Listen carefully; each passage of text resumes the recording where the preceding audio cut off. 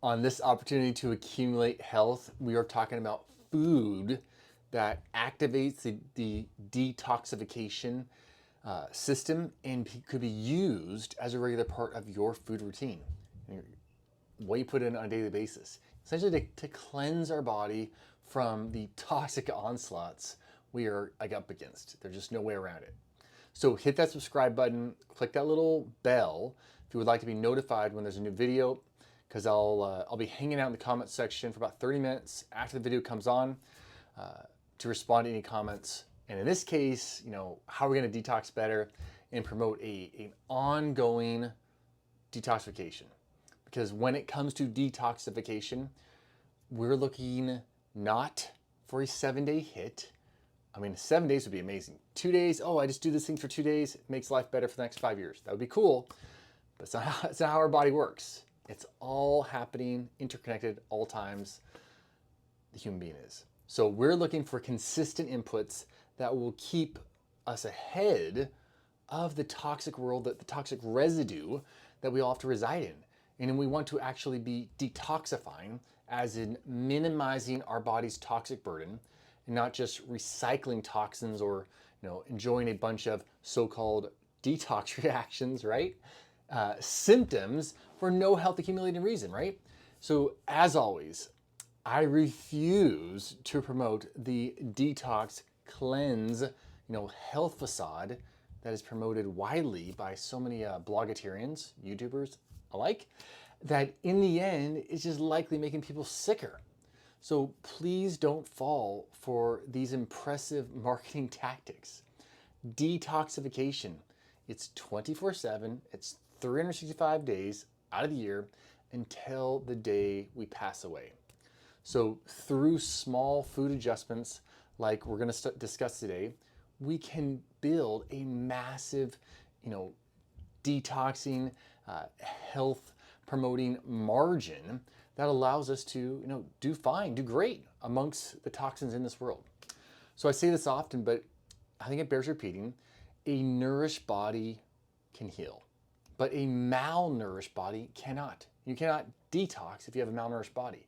Meaning your first step, my first step in utilizing food to promote the avenues of detoxification is to ensure that we are consuming a plethora of whole, nutrient-dense, minimally processed foods, and just say adding in ginger tea to a fast food lifestyle is better than doing nothing.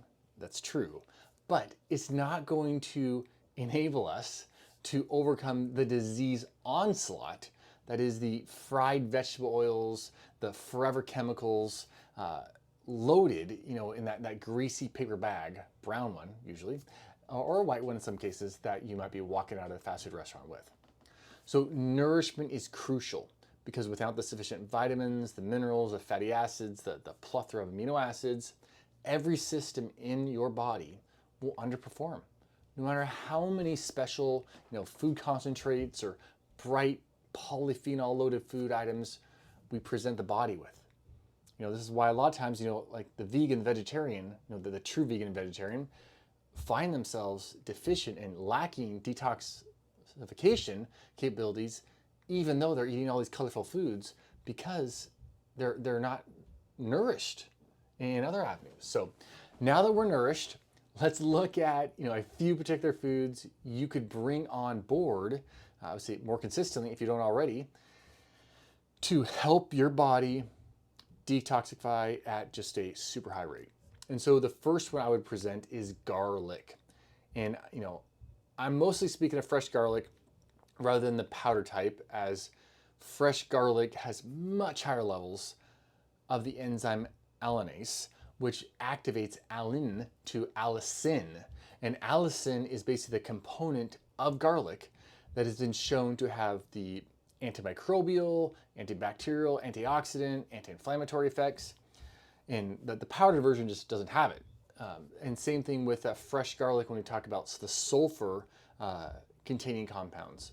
Fresh has a lot more, the drying process itself tends to degrade some of these, or a lot of these sulfur-containing compounds. Doesn't mean you can't do the powdered kind, go for powder, but if we really want to amplify things and get the biggest bang for our garlic buck, then we want to eat the actual garlic, the fresh stuff. So fresh garlic contains these sulfur compounds, like I mentioned, that help with enabling liver enzymes to mobilize and remove toxins that are being filtered through the liver and in the blood. But also, beyond filtration, they're actually helping convert these toxins into forms that are much, much more easily and readily removed from the body. And, what meal could you add more garlic to? Like garlic, let's go. Let's put it in everything. So number 2, apples. Apples contain pectin, which is a type of soluble fiber that will bind to bile acids. Bile acids made by the gallbladder. And this pectin promotes excretion of those bile acids from the body. And this is really high value because if the gallbladder has too many bile acids coming through, because there's too many that have been reabsorbed, you are more likely to form gallstones. So clearing out excess bile acids can also help lower cholesterol because the liver will mobilize more cholesterol to be utilized to synthesize more bile acids because you've been clearing out so many bile acids via your pectin intake from the apples. And this is just the tip of the iceberg. When it comes to the advantages of clearing excess bile acids, maybe I'll make a video on that sometime, because excess bile acids, they can create secondary bile acids that actually increase the risk of colon cancer. So you got to make sure you're getting an apple in a day, right? Especially during 7-8 months out of the year where apples are readily available. And you definitely want to get organic because otherwise, there really is no way to offset the negative effect of the pesticide residues on, fruit, vegetable matter, and apples especially because they are loaded if they are not the organic variety. All right, number 3 on my list actually contains 3 food items I was thinking of, namely cucumbers, ginger, and dandelion leaves. That's what I was thinking of.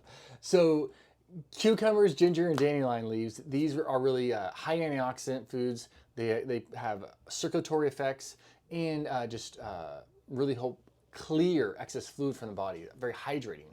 And cucumbers especially, they're hydrating and they're loaded with potassium, as well as being alkaline forming foods in the body, which basically means that they make it easier for the body to maintain a balanced pH. The body doesn't have to do all this buffering to keep the pH ideal. So this makes life so much easier for the kidneys. I use cucumbers all the time as part of elimination routines and just as a food substance for people that are really, really sensitive or some of the sickest patients I see because they're tolerated almost across the board. And then I mentioned dandelion leaves. So dandelion leaves, the leaf part itself, is an amazing natural diuretic. It can help the kidneys clear excess fluid, which is especially necessary for those who are having a lot of inflammation and having like puffy feelings due to the body not being able to efficiently clear waste products. You're not clearing waste products, the solution to pollution is dilution, and so the body just holds on to all this fluid, and you want to get that gross fluid out of your being. All right, the next one we said was ginger. And ginger, it can have like this warming effect, which leads to blood vessel dilation, which improves blood flow. And enhanced blood flow is really one of the hallmarks of improved detoxification because you are moving everything from the nourishment to the toxins to filtration sites or to nourishing centers because it's a vitamin and mineral. And it also acts as a blood thinner, a natural blood thinner. Ginger does, which promotes more circulation, even better circulation. So, say if you had cold hands and feet, well, adding ginger to your daily routine could actually help with blood flow to your extremities, which would then be a sign of general vitality. Like if you're getting better blood flow to extremities, going from cold to warm or just normal feeling extremities, you are increasing your vigor. All right, now lastly is cilantro. I know cilantro is kind of like a love-hate relationship for a lot of people. You either like it a lot or they detest it seems like. But if you have the capacity to get yourself to eat cilantro, then you are loading your being up with a powerful metal chelating agent. And, you know, the most common metals that we come in contact with, and especially the ones that are have to do with, I would say, mental health and being degrading to our nervous systems, like lead, mercury, aluminum, cadmium. All of these can be bound by particular chemicals in cilantro. And not only that, but these powerful agents within cilantro, the leaf, can also package up these metals in such a way that it can make it so much easier and more efficient for the body to safely get those metals out of us and eliminate them. So, you know, putting fresh or juiced cilantro on your eggs, in your smoothies, in your soups, you know, just as part of a meat dish, your salads, or creating, you know, like a salad dressing with it or some other marinade with it. Man, you got to do it. Cilantro is loaded. You know, it is such a great way to use food as a medicine. Whenever I think of cilantro, I think that is literally medicine when I'm eating that. And you know, it promoting just toxin removal that could otherwise have devastating effects on the nervous system. So we said, I know I went kind of fast today, apologize for that, but garlic, apples, ginger, cucumbers, dandelion leaves, cilantro. Man, pick one or pick two and see how can I make these a part of my regular health accumulating routine, my regular food routine, how I add it into my kids' routine. Just take a little nibble of cilantro, hide it in the, you know, that smoothie you're making for them. Just start with a little bit and slowly build it up. So I would love to hear how you're using these foods or other foods to support, you know, circulation, lymphatic flow, detoxification. And I'm Dr. Matt. If you haven't already downloaded the latest free download, be sure to check below just for more opportunity to support you in your food routine optimization. So this is the deal. You can accumulate health. Don't let anybody tell you differently. But it's going to require, you know, some little adjustments.